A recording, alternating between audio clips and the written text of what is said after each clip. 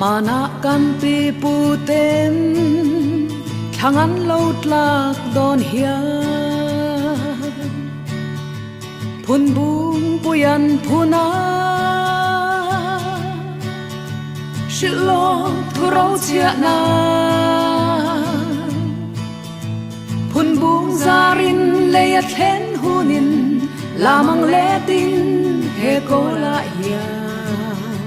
vang khua kan din le ang an ti chu tin huna kal se thang thar tam ral nuin an shilo ang nge yin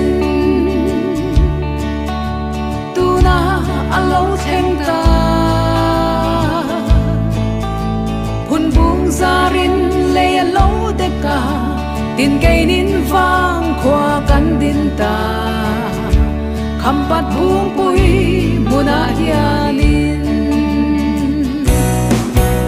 ram dang mi kan ni lo kan ram nghe alo ni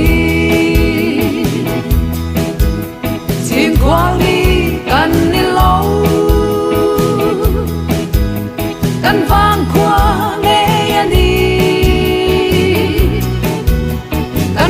kan pu ten kul bin chunga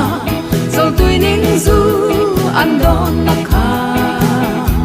kan rom hin thar le alo ni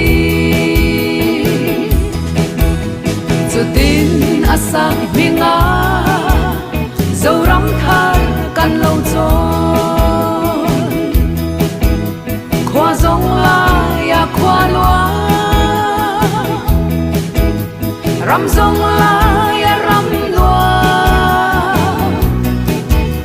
vang kho pui dang reng hi kan ngai lo adua piang lo kal ve u kham pat bung pui mula hianin chung pa thian van la lin arwat reng alo ni kan nam din chua na tu aram lo zau na tu man som na tin reng na fura apar chu ke ning kan tan ta kham pat bung pui muna hialin ram dang mi kan ni lo kan ram nghe alo ni xin khoa ni kan ni lo kan vang khoa nghe ni kan pi kan pu